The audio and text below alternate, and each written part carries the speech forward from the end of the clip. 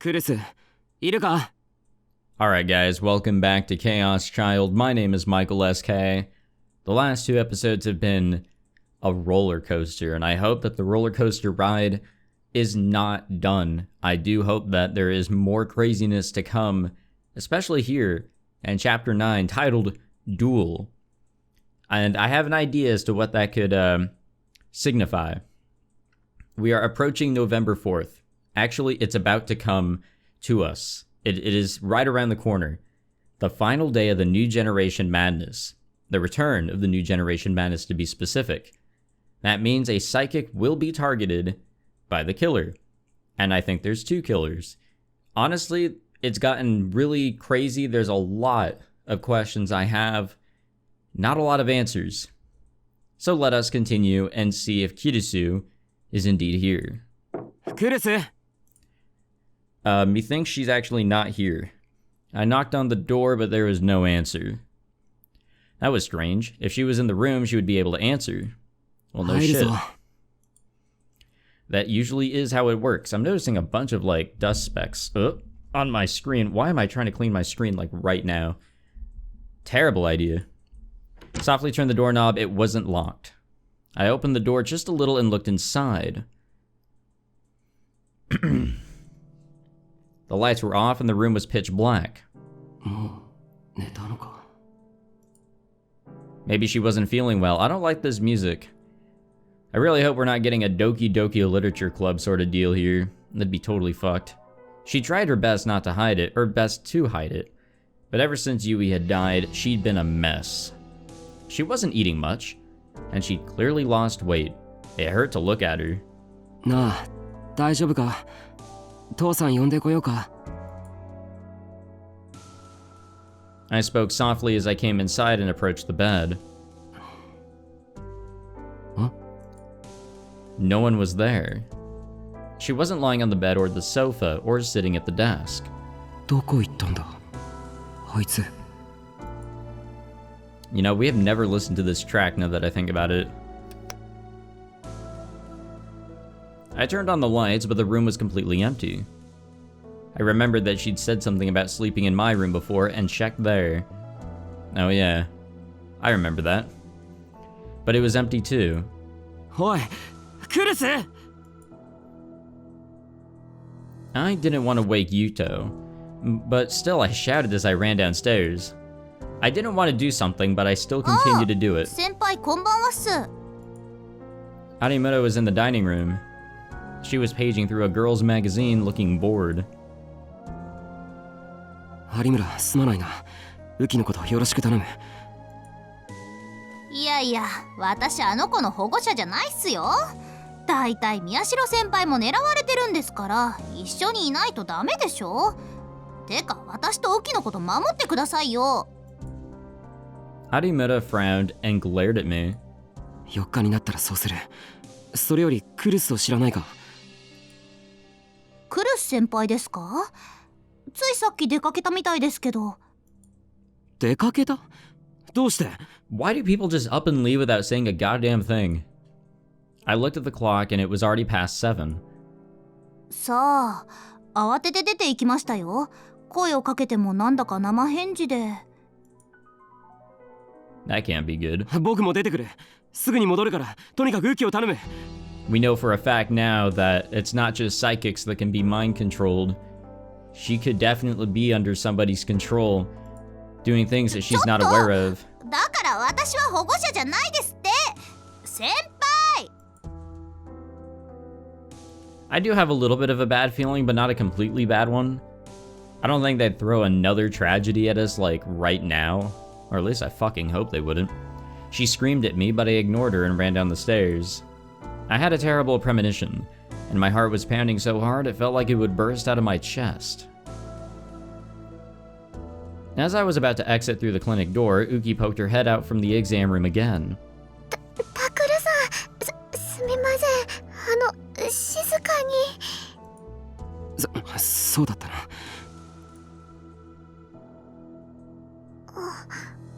何かあったんですか？いや、なんかクルスのやつが。And then something caught my eye in the exam room. It was Dad's computer, the one Kirisu had been using before. A pair of stereo headphones was plugged into the front audio terminal. I thought for a moment and then stopped and went into the exam room. Uki saw the look on my face and drew back a little, as if she was scared. 父さんはいないのか？昼から患者さんの往診に出ています。ここだとマスコミの方がいて診察にならないって。じゃあこれは？ I pointed to the headphones and Uki looked troubled. She'd probably been told not to tell me. It was definitely Kirisu who'd been using them. Of course, she wouldn't need these just to browse the internet. Which meant I could guess what she was doing. クルスのやつも嘘つきだ。 Just like I was today. I turned on the computer and looked at the browsing history. She either wasn't in the habit of deleting it or had been in such a hurry that she hadn't had time. The history list was still there, and when I clicked, I found a site with the first video from the return of the New Generation Madness, the Don't Look at Me case. またこれを見てたのか。 I put the headphones on and pressed play. Oh. What's with this static, man? I screamed and ripped them off. The volume was so loud I thought it would blow out my eardrums. That's happened to me before. I was working on back in high school, I think it was my junior year. I was working on an animation project. I don't remember what exactly I was doing, but I put headphones on and pressed play on a video and didn't realize that the Mac volume was all the way up. Or the headphone volume. One of the two, maybe both. It hurt. I could hear Yuto rolling around on the bed behind me, and Uki put her hand over my mouth. ダメです。大きな声は。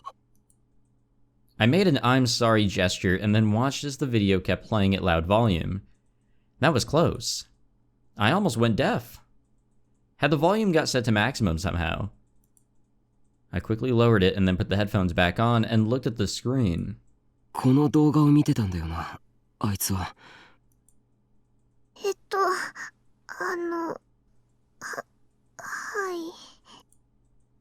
い。 Uki's voice was soft. She really had been told to keep quiet about it. これをずっと。いえ、私その映像とっても怖くて見ないようにしてましたから。でもずっとじゃなくて何度も止めたり動かしたりしてた気がします。そうしたら何かに気づいたみたいで、突然自分の部屋に用があるからしばらくゆうとくんをお願いって。それ以上はあんまりわからないです。ごめんなさい。 No, you're fine, you're fine. Her shoulders slumped as if she was ashamed of her uselessness. いや、ありがとな。I nodded and told her not to worry about it. タクル兄ちゃん? You know, I also almost went deaf today. Or I guess technically yesterday, now that it's past midnight. It's one of them late night recording sessions.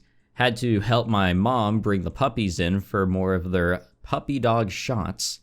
And one of them, well, I guess they both don't like shots, but one of them hates the shots. And I was holding him down. So of course I was right in front of him. And he was just screaming so loud, it was piercing, man. And then I heard a frail voice. タクル兄ちゃんでしょ? 起こしちゃったか。ごめんな。すみません、ゆうとくん。 It was Yuto. He hadn't been asleep after all. いいんだ。 I looked over at the bed and saw that the drugs had almost put him to sleep again. He was trying his best to keep his tired eyes open. I need some of them drugs. 僕、知ってる。え？のの姉ちゃんね、何回も同じところだけ見てたよ。マウスを使う音とイヤホンから漏れてくる音でわかった。何回も同じところだけ？ She'd only been watching one part of the video? But why? Huh? Oh, I think I know why. まさか。No way. I stared at the computer screen. Had Kirisu found something? Some clue to the killer? Did she find something in this video? タクル兄ちゃん。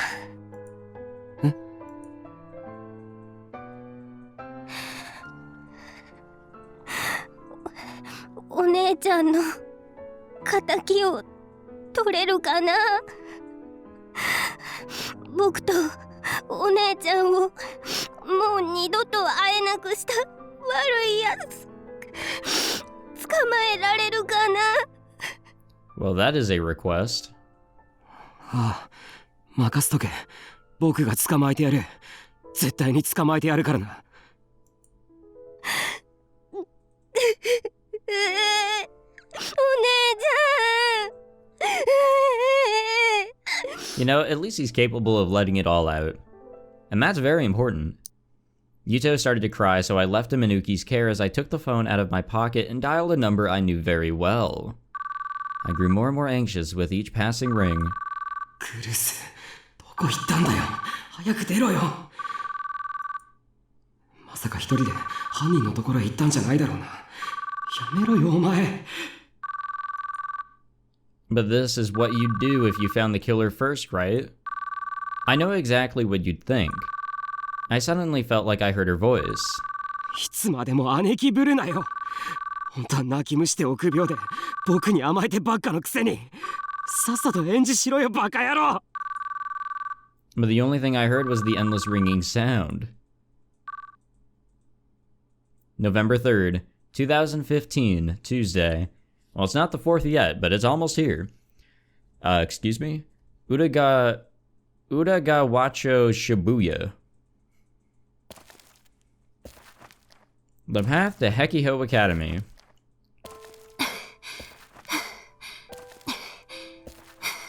What's going on here? Kirisu was walking alone along an empty street. Her breathing was a little heavy. She'd been walking a long time and at a fast pace. Yeah, this definitely sounds fast. She was wearing her school uniform. There was a school rule that said whenever you went on campus, you had to wear your uniform. It was funny to realize that she was obeying it even now.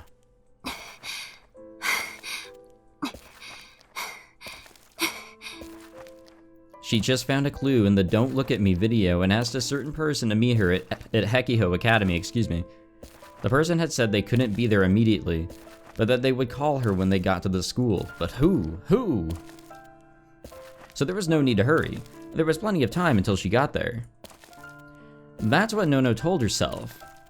But her body kept driving her forward. She realized she hadn't looked at it in a long time. She must have been under more strain than she realized. She looked and saw several calls from Takuru and Arimura. She thought of stopping and heading back, but then sighed as she realized it was impossible. She couldn't go back to Alba Dorm now.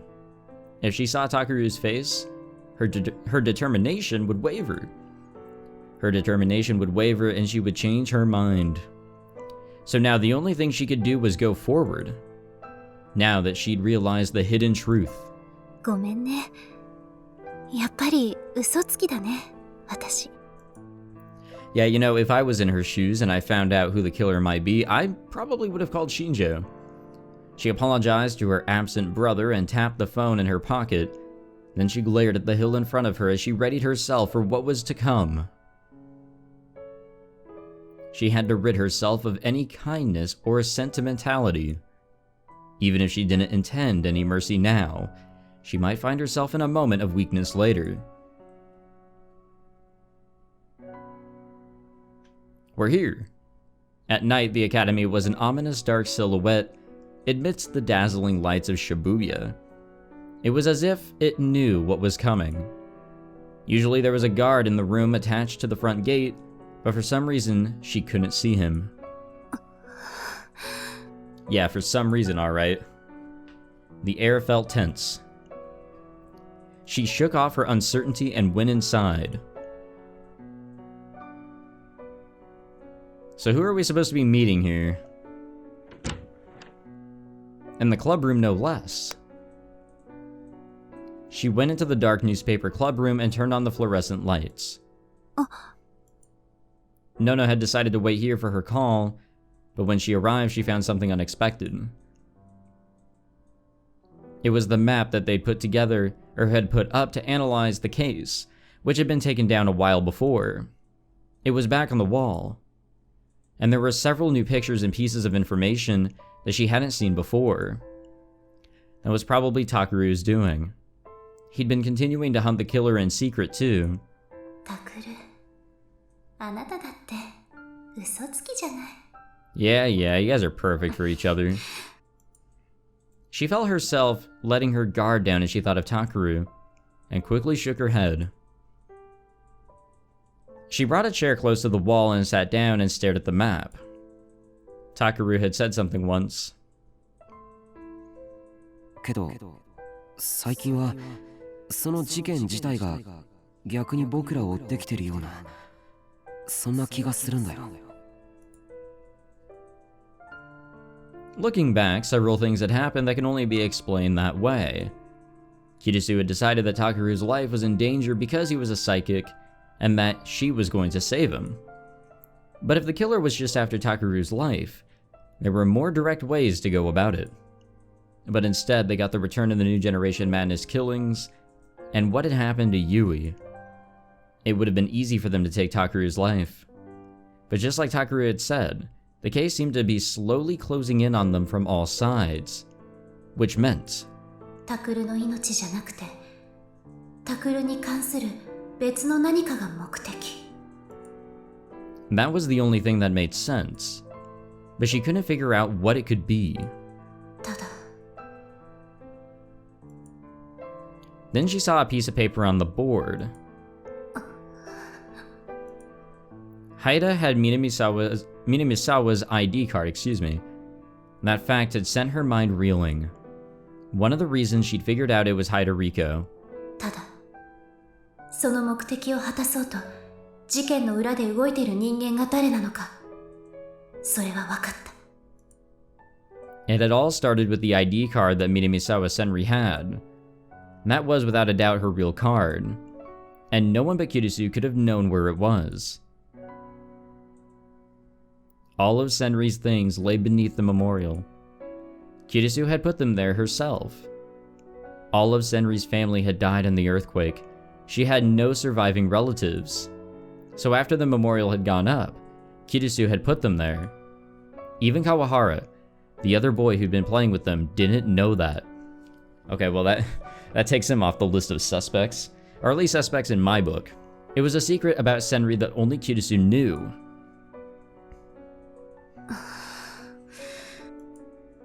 But Haida Riko had held that secret. No, she'd been given it. How was that possible? 思考盗撮。 The power to see other people's thoughts and memories. Kakita, the victim in the revolving dead case, had supposedly possessed it. The killer had used it to read Kirisu's mind. Oh, I see. And that was how they were able to find Senri's ID card.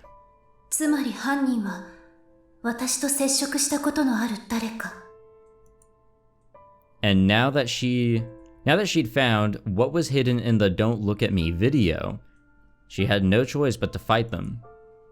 She'd probably made contact with them more than once or twice, because they were one of her closest friends.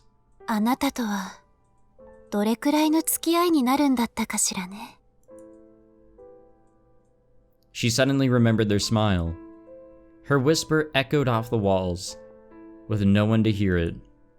The countless after-school hours they'd spent together were some of the most important times in Kirisu's life. Meaningless conversations, shops they'd browsed together, but she couldn't think of any special memories. And that was very painful for her. because that was only a sign of how close they were. But I have to ask. I have to find out. Even if the answer meant that things would never be the same. それともう一つ。 Her thoughts went deeper. There was one more thing she had to ask. AH Tokyo General Hospital. That was where Takuru had seen Senri being experimented on 8 years ago. She'd been tied to a chair and slowly going mad when she'd seen a boy, Takuru, that she didn't know. She had no time to figure out who he might be. She shouted, "Help me," without even understanding what was going on. And then the boy heard it and ran. Was he surprised at the horrible scene he saw? Or afraid? No. Probably both. And Kirisu couldn't blame him for either, And at the time, he was just a 4th grader, a 10-year-old boy. There was no way he could have saved Senri. That was why Senri didn't hate him. Kirisu knew that. She tried to tell Takuru many times and failed about her one big mistake. That was why she knew. And that was why she'd always been suspicious. 8 years ago, when that boy had witnessed Senri being experimented on, he was alone. He was outside the room where the experiment was being done. Just a single timid boy peeking through a tiny crack at the door, or in the door. There was no one next to him. Oh, shit. けど、タクルはあの時、二人で目撃したと言っている。 At first she thought that Takuru was just confused. He'd been in a coma for over a year and he was simply mistaken. But then she said the same thing. That they were together. It had been a thorn in her heart for a long, long time. 本当にあなたは、あの時タクルと一緒にいたの？ She reached out toward the computer. But in the end, she let her hands float in the air. She'd seen the video dozens of times. It wouldn't be any different here than it was in Alba Dorm. Nor would the secret it concealed. Nor would it change what she was about to do. There was no changing any of it, it seemed.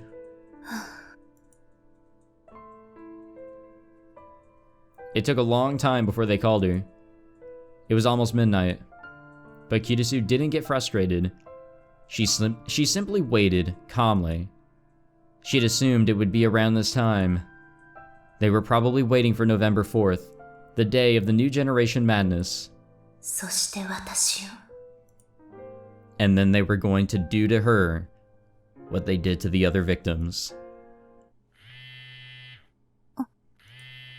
She felt her phone vibrating and took it out of her pocket. Takuru was still calling despite the late hour. He'd sent text messages too. Of course, Kirisu hadn't answered at all. Was it him again? She thought as she looked at the screen. The name she'd been waiting for had appeared on the screen. She answered the call and put the phone up to her ear. もしもし。 She heard a voice she knew well on the other end. Sorry to keep you waiting, she said. いいのよ。そんなに待ってないから。それにここへ呼んだのは私の方だし。それじゃあ屋上でいいかしら。待ってるわね。 She ended the call and went to put the phone back into her pocket. But suddenly she stopped and called up a picture on the screen. It was the photo of her family at Alba Dorm.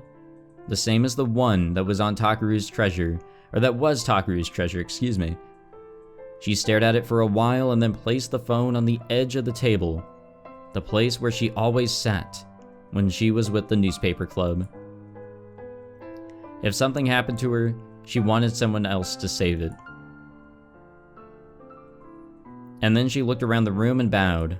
お世話になりました。Oh boy, this is reckless. I hate it. She turned off the lights and the room became as dark as the abyss. Don't act like you're never coming back. He wasn't here, or he wasn't by her side to tell her that.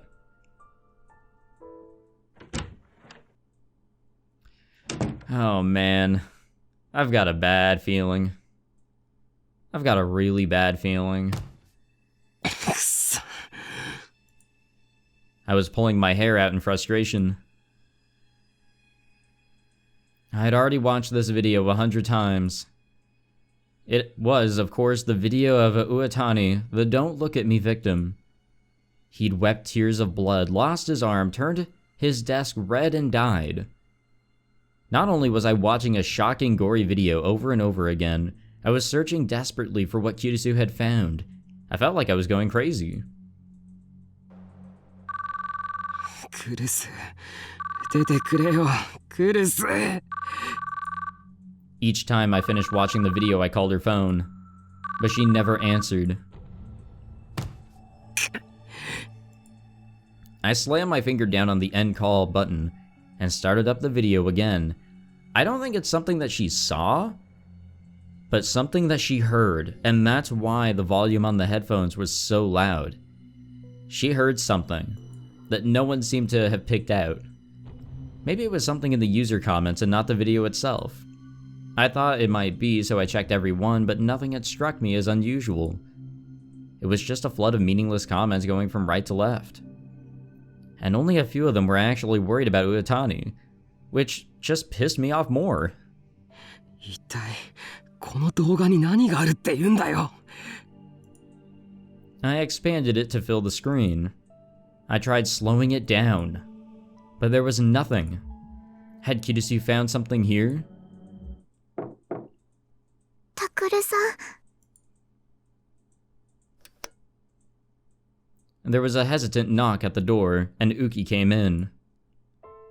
She had probably just been crying with Yuto, excuse me. She was rubbing her swollen red eyes. ヒュートは先生が帰ってきて見てくれてます。お薬を飲んだのですぐに眠れるだろうって。 Her voice was still a little teary. 何かわかりましたか？いや、ダメなんだ。 Uki looked very concerned as she watched me grit my teeth. 私、ののさんが何かを発見したとき、近くにいました。ああ。なんだか、いつもの冷静なののさんじゃなくて、だから、とても心配です。 Uki seemed to be remembering what had happened. Seeing her only made me more worried. クルスのやつ、どんな感じだったんだ？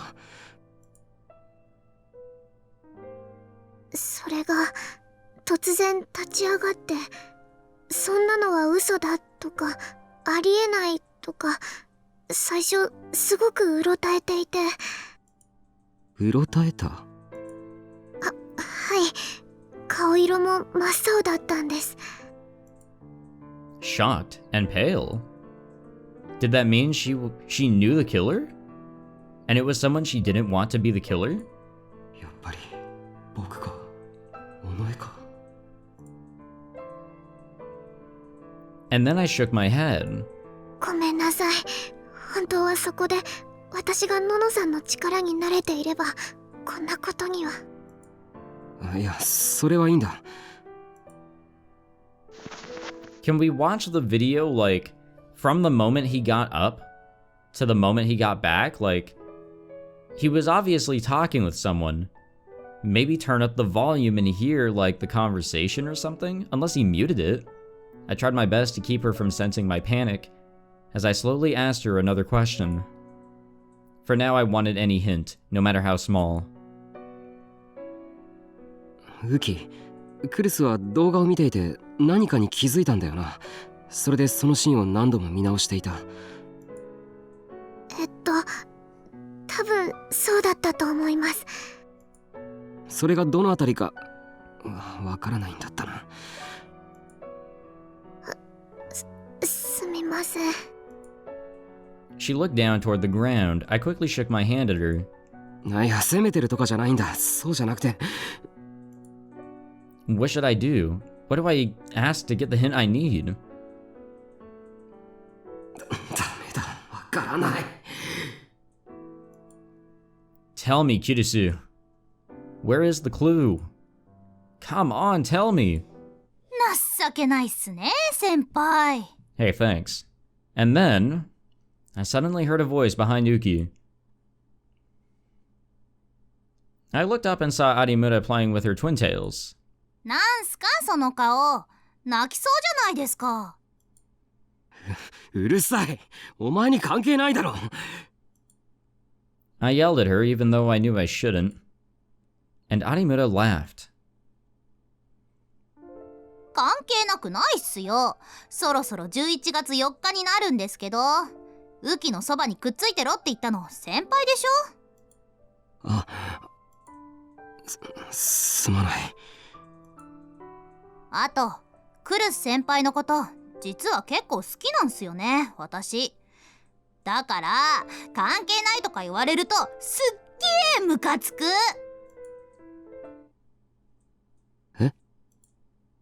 Arimura's face suddenly became serious. And then she yelled. しっかりしなさい。そんなに焦ってたら気がつくものも気がつかないでしょ、このバカ。ってクルス先輩なら絶対に言うと思います。有村。 Probably not as angrily, but yeah, kinda on the right track there. ねえウキ、クルス先輩が何かにびっくりして、でその後映像を何度も見直したんだよね。はい。その時ってどんな様子だったわけ？何かに気づいて驚いた後だよ。Yeah, let's try to break this shit down. Arimura put her hand on Yuki's shoulder and started to ask more questions. ののさん、すごく真剣な顔になって怖いくらいでした。でイヤフォンにじっと耳を澄ませる感じで、こう何かを一生懸命聞こうとしてるというか。Yes, finally, we're piecing it together. And then I realized I'd missed something very simple. Yeah, simple, because even I'm able to figure that shit out. Come on. Arimura was right. I'd been panicking too much because of Kirisu. クルスは昨日もこの動画を見てたじゃないか。それで僕と喧嘩になった。But she wasn't wearing headphones then. And the computer had been set at maximum volume. What if that was deliberate? どうしました先輩？音だ。画像じゃない。音に何かがあるんだ。That's why Kirisu had worn headphones and set the sound to maximum. 有村、とりあえず聞いてくれ、これ。I handed her the stereo headset that was connected to the computer, excuse me. When I saw that she put them on, I set the volume to maximum and pressed play. Oh, Jesus Christ, dude. What the fuck, dude? That was super loud, dude. That was super, super loud. Holy shit, dude. Thought I was gonna blow up my fucking headset, dude. The sound was so loud that she ripped the headphones off of her ears. That's what I did. This actually feels a little weird. And then she threw them at me. ちょっと、私の耳をぶっ壊すつもりですか？ Yeah, I want to ask the same thing. だろ？普通そうなるはずだ。当たり前でしょうが。Maybe this is a sign that my headset is a little loud.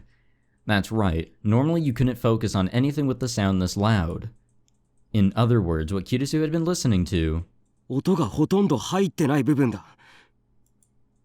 I moved the video back to the start and played it at maximum volume. Okay, my headset is off.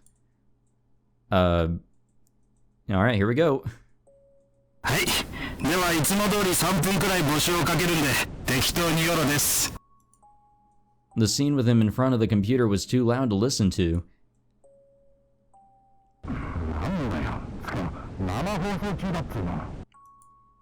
The sound got a little better when he left the computer, but it still heard at maximum volume.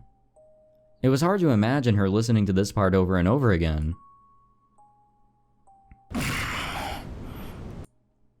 Uotani disappeared out of frame and I stopped being able to hear what he was saying. This was the part where people thought the killer had come in. But everyone, from the police to internet users all over the country, had thought it would lead to the killer. It had been listened to millions of times, in all. If it was in this part, someone would have found it already. この先確か怖いんですよね。私あっち行ってます。行こう、ウキ。でも Arimura pulled Uki away by the hand. Uki turned and looked at me concerned. ありがとう、ウキ。もう大丈夫だ。有村もありがとうな。必ずクルス先輩を見つけてくださいね。Alright, the headset's back on. I was able to kind of hear. My headset's loud enough to where, like, if I just have it around the neck, I can hear the voices. But man, that kind of hurt. That hurt my left titty a little bit. I don't think that's where my heart's at. But that definitely gave me a spook, and not the spook I wanted. はあ、二人も4日になったら絶対に離れるなよ。トイレもだぞ。What I might do is I might lower the volume during that section. We'll see what happens. I don't know why, but like even when I was looking at it in my OBS, the audio mixer, it looked around the same volume that I have the rest of the game set to. Like it was not going into the red, it was in the yellow portion of decibels. It was totally fine. I don't know why that sounded louder than it really was. 何かあったら大声で叫べ。すぐに行く。はい、お願いします。期待しないで待ってます。 Once I'd made sure that Arimura and Uki had gone up to the dining room, I started to check all the parts of the video with white noise. Yep, here we go. I got the headphones on, don't worry. Or the headset. Not here. Nope, there's our lovely ass knocking. Not here either. No, there was nothing here. Yeah, there's a door opening. Or in this scene. Oh, here's our lovely arm getting cut up sort of part. Remember that, guys? Nothing here either. There were small sounds mixed in with the irritating white noise. It was harder than it looked to focus all your nerves on them. My hearing started to fade, and I started to lose my sense of balance. My head felt heavy, and I suddenly had a terrible headache. I grit my teeth and fought through the pain. Kirisu had gone through this, and in the end she found something. Maybe not necessarily. I mean, she's not a psychic. We are, unfortunately. I had to do the same thing. And then, I heard a tiny noise. I paused the video without even realizing I'd done so. Well, what was the tiny noise? I put my finger on the earphone in my right ear and pushed it in deeper so I could hear better. And then I used my left hand to move the video back and press play again. なんだこの音。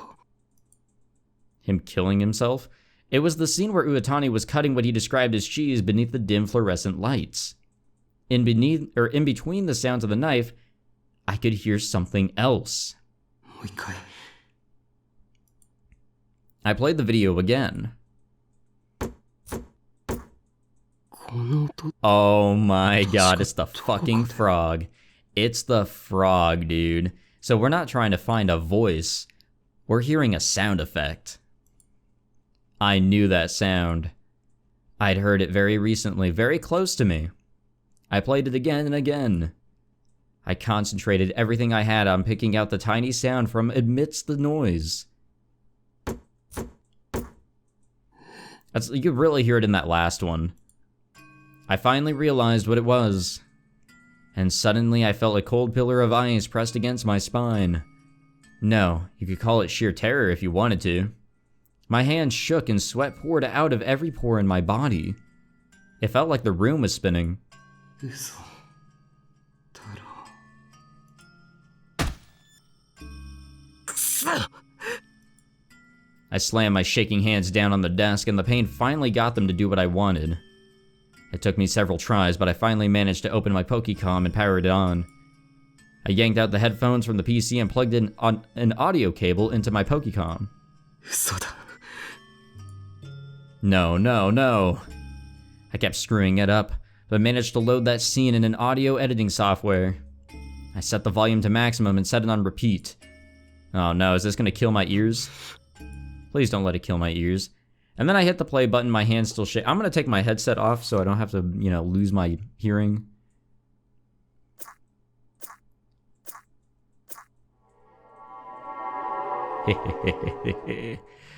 Ah. こんなの嘘だ Alright, well something was played there. Why am I so scared? I slammed the Pokécom down on the floor and called her on my phone. The phone rang and rang. Once, twice, 3 times. やっぱり来るぞこの音に気づいて It kept ringing. 6 times, 7, 8. It was as if she was ignoring me. ダメだってない I ended the call, and this time I pulled up Kirisu's number. I tapped the call button, but I got the same result. なんでだよ They kept ignoring me. No matter how long I waited, I couldn't hear Kirisu's voice. I hung up the phone and ran out of the room, without even knowing where I was going. Yeah, good move. I like running around, without any real, well, I guess with reason, but with no real direction. All right, the day is here.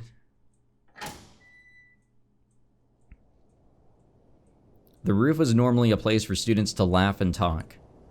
But under the cold moonlight, the empty benches seemed silent and sad.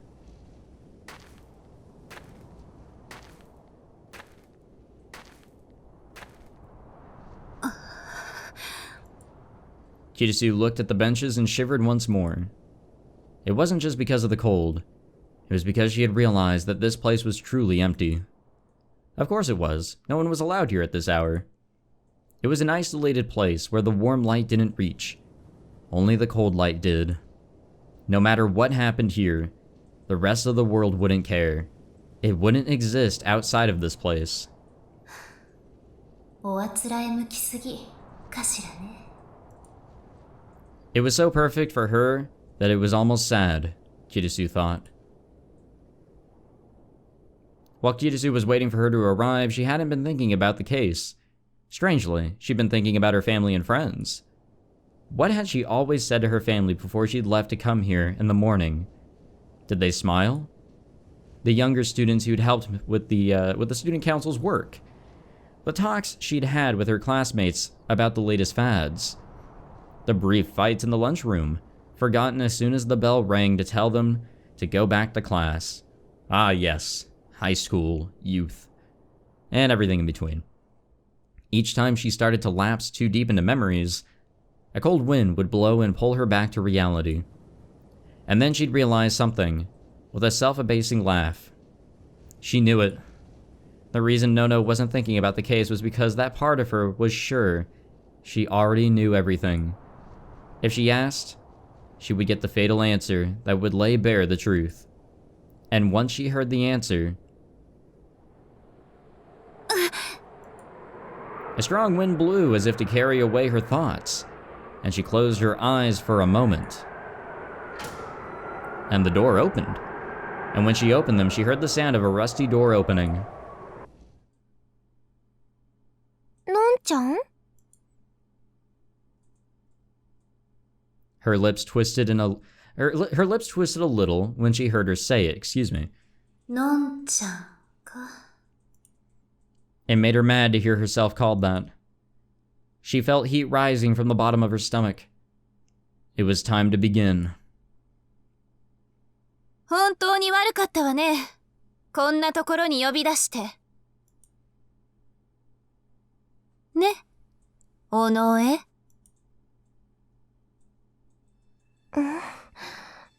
のんちゃん？ Did she realize that Kirisu was using a different name? Or did she sense something instinctively? Sarika repeated herself, this time with a suspicious look on her face. She tried to get closer, but a glance from Kirisu stopped her. Things are about to get wild. Sarika froze. 答えなさい。あなたなの？何が？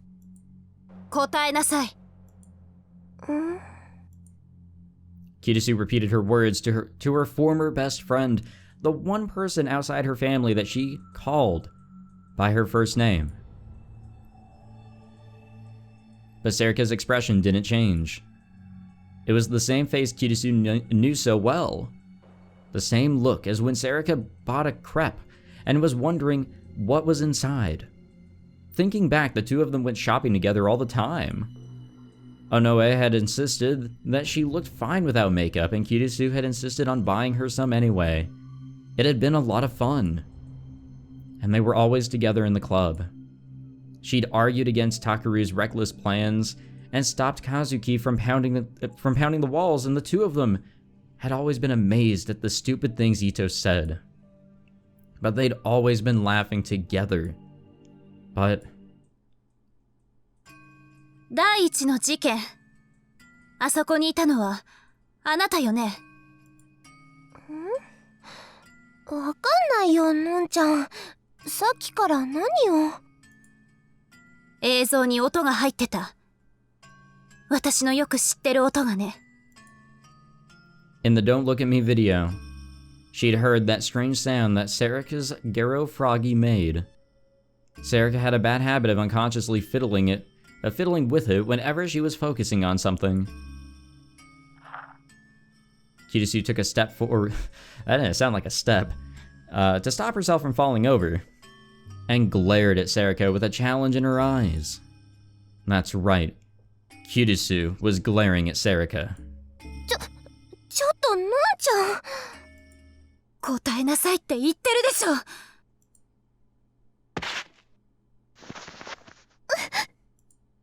Sarika staggered back at the sound of her loud footsteps. Finally, her expression changed. There was fear in it. ユイは私たちの家族から消えてしまった。死んでしまったの。もう帰ってこないの。どうしてあんなことをしたの。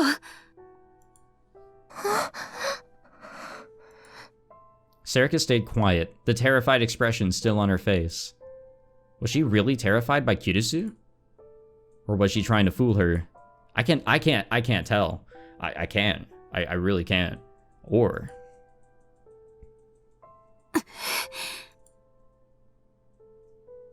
Kirisu took another step forward. 8年前のあの日、あの病院の地下にあなたはいたの？タクルと一緒に本当にいたの？答えられないわよね。だってあなたは絶対にあそこにはいなかったもの。それは私が一番よく知ってる。それじゃあ、あなたは一体誰Kirisu's question was something she'd wondered about ever since Onoe had said that she'd gone into that basement with him. It was the one last thing she'd been unsure of, what she'd kept quiet about to protect her own secret. Until a little while ago, it had seemed like it didn't matter. She was willing to go her whole life without finding out, because Onoe Sarika was someone she loved. But now... 言いなさい。あなたは誰？ But Sarika said nothing, not a word. Did she really not know anything? The thought crossed her mind for a moment, but she quickly kicked it away. That was just what she wanted to believe. She'd had suspicions about Sarika for a long time. but she'd ignored them because she was too afraid to ask. And the result of that had been Yui's death. Kitasu raised her hands and brought them together, as if offering up a prayer. And the next moment... wow, okay, well, fuck me in the ass. She brought them down hard and straight as if swinging a sword. Well, I guess everyone's gonna be turning into a psychic at this point. It only seems natural, right? Sarika moved back just a little. Her movement might have looked like pure reflex, but Kitasu didn't miss it. Which meant... やっぱりそうなのね。 that was the answer to everything. そうだったのね。 Kitasu's a big fat liar, man. Well, her eyes changed a little there. Sarika's face became blank and expressionless. She didn't frown or sigh at her own failure. Her manner became that of a beautiful doll.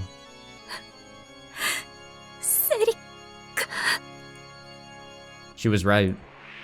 She'd been ready for it. But she's still gonna help but cry. She tried to stop herself. She grit her teeth. But Sarika's gaze wasn't fixed on her anymore.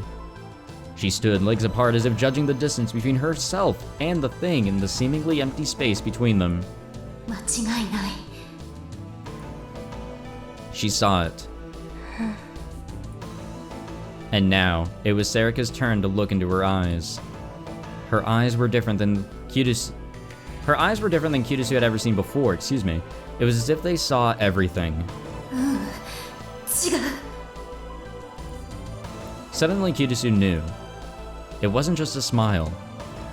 Her eyes did see everything.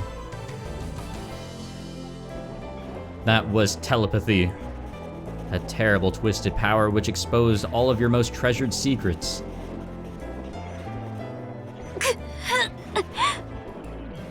She heard the sound of herself clenching her jaw. And then she forgot the tears and turned herself over to the rage that was boiling within her.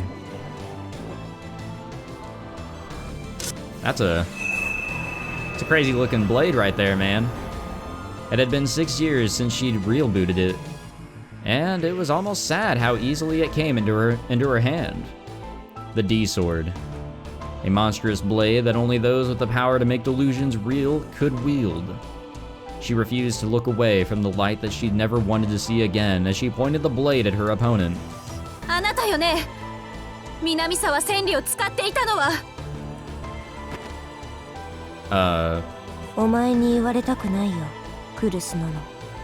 Well, her voice changed a little. Just a little. Her voice made Kitasu shiver. Ooh, and a blade even more wicked than her voice appeared in Sarika's hands, opening like a blooming poisonous flower. It was beautiful. For a moment she was blinded by the beauty of the weapon. She forgot that it threatened to cut into her soft flesh.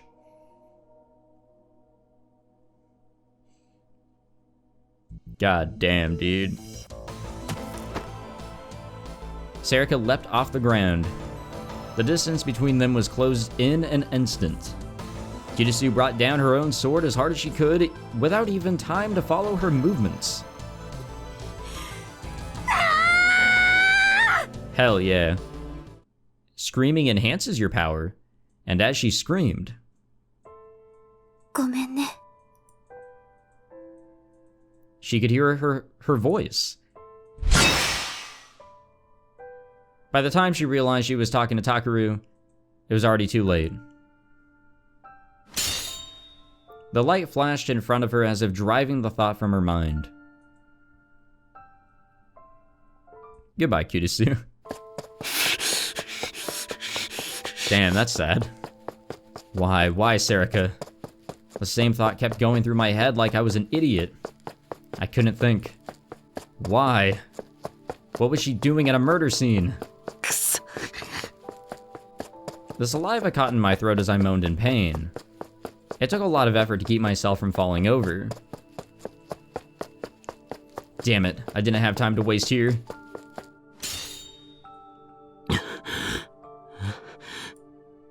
I stopped as I heard a sound. I was in front of a familiar place, but it wasn't the one I'd been coming to. I was on my way from Alba Dorm to Serika's condo in Daikanyama.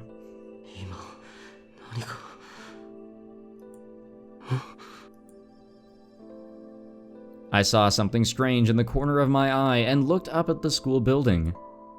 The school at night was an imposing sight. Yes, we know. And on top, I could see a feeble light, like a fluorescent bulb that was about to burn out.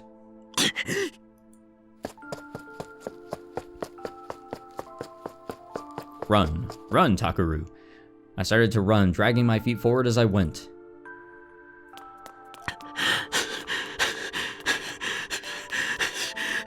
I raced up the stairs of the building without even bothering to take off my shoes. The lights in the yard illuminated my face with a certain rhythm as I ran. But that light was something different. And that strange, dull light.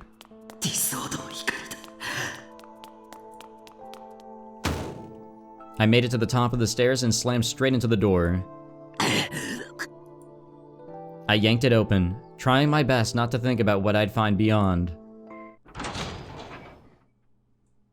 We're not gonna find anything good, are we?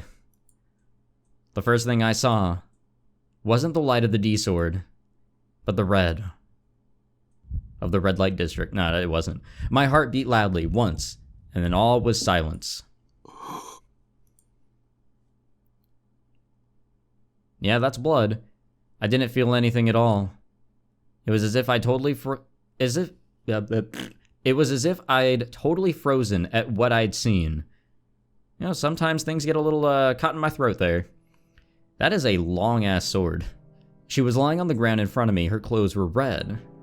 Someone was in front of her, looking over their shoulder at me. No, not someone. I knew her. But she looked different than I had ever seen before. And the deadly weapon in her hands made me shiver. And that weapon was deeply, deeply.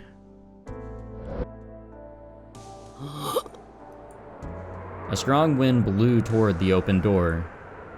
It was as if someone was trying to push me back in. As if they were trying to get me away from the threat in front of me. She'd kill you too. Run away now. Was the voice I heard an illusion? Or was it the person I cared about?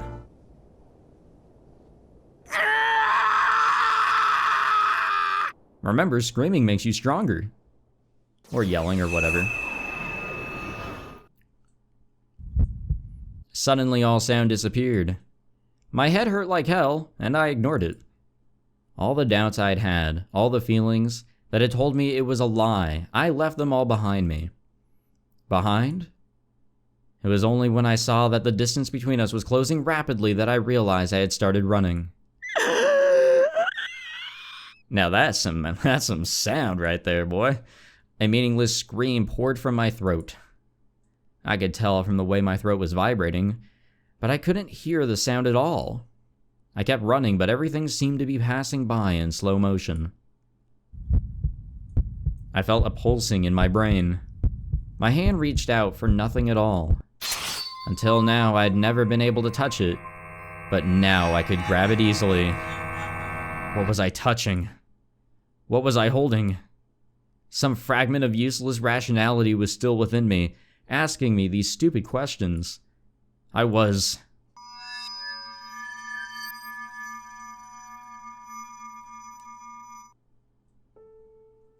holding the thing that was going to slice her apart. Yeah, I agree. My own delusions made manifest by real booting. A twisted blade that weighed nothing at all. When I swung the D-sword, it was more than close enough to hit her.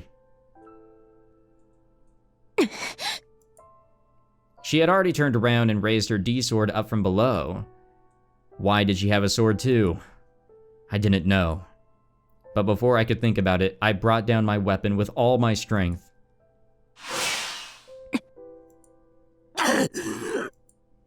Serika blocked it without making a sound. No, she made a sound. Kinda. No, that wasn't right. My D-sword stopped before she could block it. Right before it would hit her. どうした？ I heard a voice I'd never heard before. I saw a look I'd never seen before. I couldn't move. She hadn't done anything to me. There was no mind control. I was the one in control. But my hands had stopped, as if they were struck by an invisible wall. Why? Why? 来ないのか？ Why couldn't I move? Why wouldn't my arms, my legs? My feelings caught up to me. My reason came back. And my heart finally started to scream. 嘘だ。 Why would Serica do this? 絶対に嘘だ。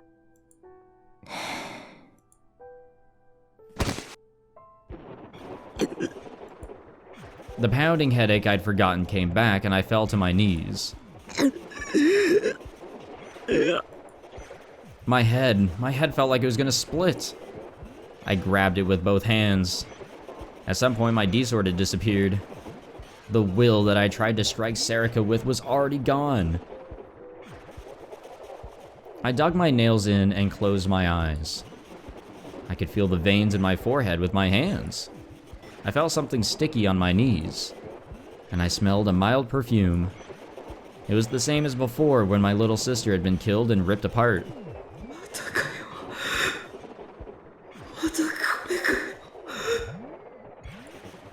It was the blood of someone who was every bit as important to me as my little sister. Kirisu Nono. Who had done this? Who had come at her with a blade and cold eyes? 違う。だから己じゃないって言ってるだろ。 I tried to use my rage to drive it all away, but I couldn't.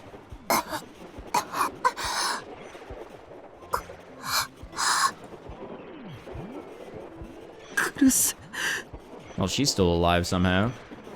I heard a wordless voice. I forced my eyes to open.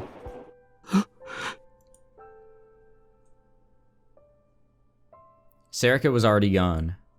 I looked around with blurry eyes, but there was no light from the D-sword, and no sign of her at all. I crawled over to Kirisu. クルス。 She was crying. Big tears fell silently from her unlit eyes. Her chest was stained red, and each time she breathed, more blood came out. クルス。 I pushed my hands up against her wounds. It was the first time in my life I had touched a girl's chest. It was so soft, but the dark, sticky liquid kept pouring out and staining my hands red. 誰か。誰か。 I don't know what to do at a time like this. How can I save her? With delusions! Wouldn't that work, technically? She was going to suffocate. As she started to cough, I put my hand behind her head and quickly turned it to the side. Blood poured forth from her mouth and fell onto the ground.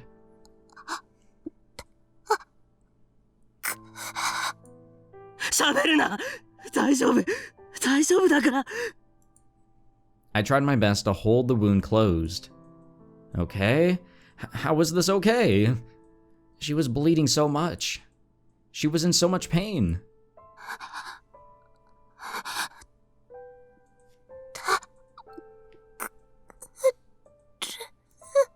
だからダメだ。喋るなって。 Kirisu's face twisted and she started to cry again. And...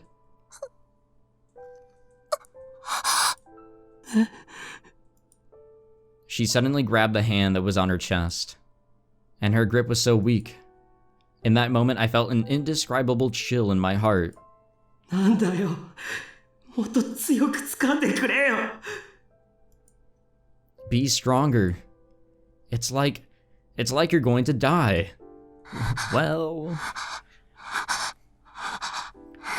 it's kinda looking like that, man. Her breathing was getting so shallow that she couldn't speak. But she tried to grab my hand and bring it next to her head. ダメだ。傷を抑えてないと。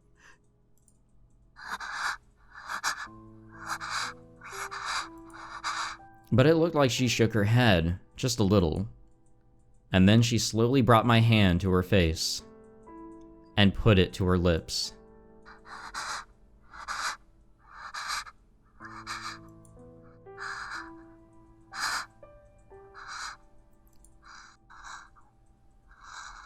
Yeah, the breathing's getting a little slower there. The red from my fingers clung to her purple lips and shone like beautiful gloss. 嫌だ。 The sensation on my fingers was soft but terribly cold. And then I knew. Yeah, she was gonna die after all. そんなのダメだ。絶対にダメだ。ダメだ。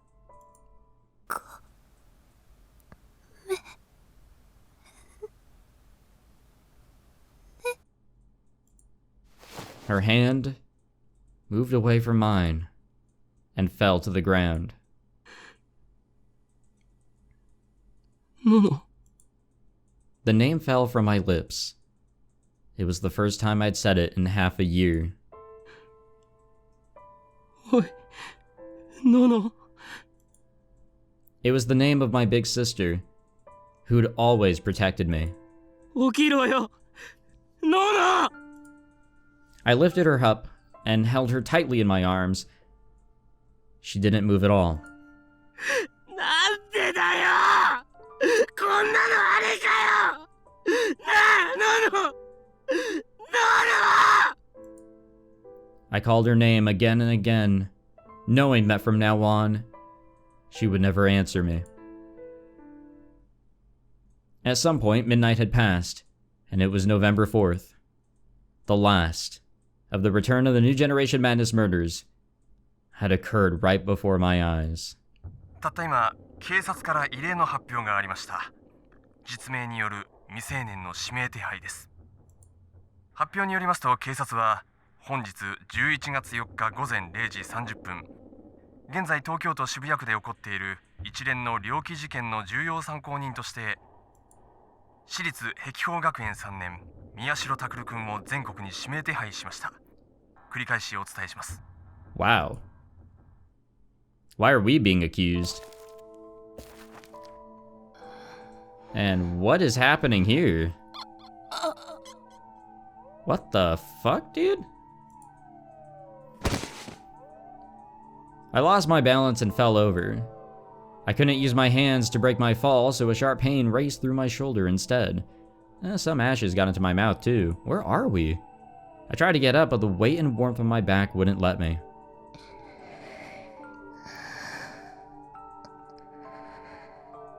What is happening, dude? Serica hadn't woken up for— oh wait, this is the past. Okay, gotcha. She was breathing. I could feel the beating of her heart. She was fine. I could taste blood as well as ash. I must have cut my lip when I fell.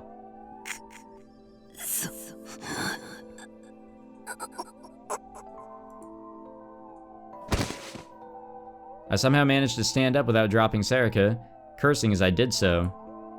I couldn't just stay lying on the ground here.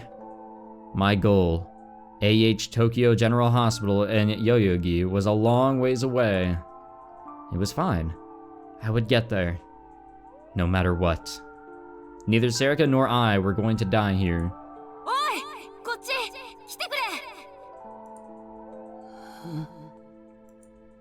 I saw people crowding around what probably used to be a store. I heard what sounded like someone calling for help, and someone else saying they'd brought water from a broken vending machine. It was evidently being used as a temporary shelter. I was thirsty. I wanted water. No, I couldn't. That wasn't my priority, I knew that. I had lots of scrapes and small cuts, but none of my wounds were fatal. In an emergency like this, the most important thing wasn't water or food. It was finding a safe place. I'd learned that on the internet one time. Hell yeah, nothing like learning your survival skills on the internet. Actually, it is a really good spot. Whenever there's a really good Ask Reddit thread. And since I didn't know what was wrong with Serica, she needed a specialist to look at her. There was no telling what might happen here in Shibuya. It was better to head to Tokyo General. or AH General, in Yoyogi. Sorry, I just love saying the full name of that hospital. ここに留まってる情弱なあの人たちよりも状況の僕の方が上なんだ。 Yeah, keep telling yourself that, buddy. I ignored them and passed by. I licked the back of my cuspids so that my body would make more saliva and I'd feel less thirsty. I did not know you could do that. That was another trick I'd learned. I wasn't ignorant like the rest of these people. これでいいか？よし、ここを押さえてくれ。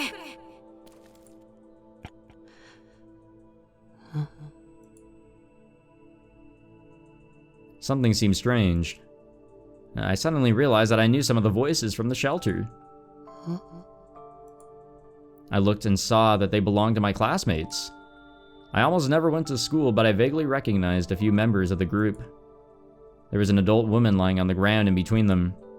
There was blood coming from her stomach and her head.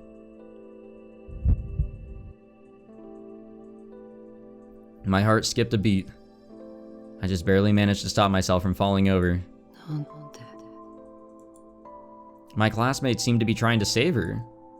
They were each taking turns holding down on her injuries, not caring that their hands would be covered in blood. Why? Why are you doing that? All you ever do is talk about stupid crap and you never listen to me. Why aren't you panicking? You guys don't know anything, right? About priorities or cuspids? Why aren't you screaming? Why aren't you running? Why are you so calm? You never did anything useful with your time. You can't even use the internet. All of your information is low quality. Miyashiro? Miyashiro ka? Okay. I don't really know how long this backstory is going to take, but we really gotta wrap up this episode. This one had a lot of content. It really did. It really fucking did. I'm pretty sure that's Serica on the wall, by the way.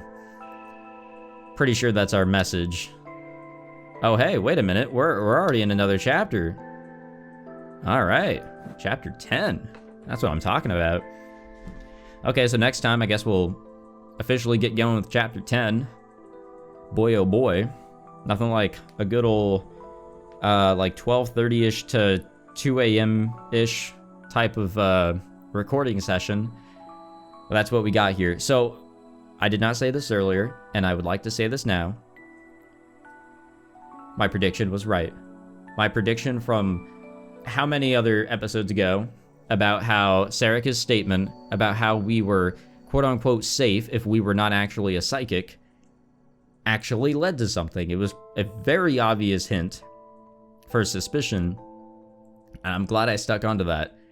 I've learned from my mistakes in Persona 5. You really want to pay attention to the things that people say, especially when they sound so unnatural, at least to the person. Don't just blindly listen to things that people say. Understand their personality and figure out what would sound wrong. But anyways, I was right, yay! And my second prediction was totally bullshit. I was trying to think outside the box, you know, like, oh, we haven't seen Kawahara in a while, and he was connected, or he was in that friend group with Kirisu and Senri, so, you know, if there's like a, you know, oh, I love Senri, and now she's gone, I'm gonna take revenge or some shit on Takuru, that would make sense. It'd be, you know, cliche, but it would make sense for Kawahara to be a suspect. But we don't have all of our questions answered. If anything, we have one question semi-answered. Kinda. And it also brought upon even more questions. But now we know that Serica was, I guess, an antagonist? I guess you could say. She was responsible for at least that first death. She had to have been. She was there. Or maybe she wasn't responsible, but she was present. There's something about her that we don't know. Or many things about her. I don't know. Anyways, we'll wrap it up there. Thank you all for watching. This was another long episode, or a little past the 1 hour mark, which I aim for. I apologize for that, but I've been recording this non-stop this whole week. This will go up on Friday, recording this Thursday morning. So I've been going at it this whole week, just trying to record more. I've been digging everything about this. It's a ride. And if anything, this is taking the place of me watching anime, because now that I'm on summer break, and I don't really have a lot going on other than like going to the gym and working on videos and streaming and all that, because I'm not really working right now, I have that free time to watch some entertainment, and this has been my source of entertainment. So I've really been in with this. So I've definitely appreciated you guys coming along for the ride. I know a lot of you have been commenting, stating that, you know, you're excited for my reactions. My reactions suck, but nonetheless, it is so awesome to be able to have those that have experienced this journey and those who have not exactly experienced this journey come along with me for this ride. It's always a bunch of fun, and I love doing that with Wonderful Everyday. So I hope that you guys have been enjoying this playthrough so far as we get to some sort of conclusion eventually. I want to say that we're coming up on the end of this route. This being, I guess you can call it the common route. I don't know how the route system works. All I know is that there's multiple runs that we have to do, and I'm assuming with different endings, with different results. I don't know if different runs give us different bits of information that lead us into different directions. Not exactly sure how that all works, but we'll figure it out together as we get closer. But I do hope that you guys stick around through it all, because I know I am. Thank you guys for watching this episode. If you enjoyed, leave a like, subscribe, all that fancy jazz, and I'll see you guys in the next one. Take it easy.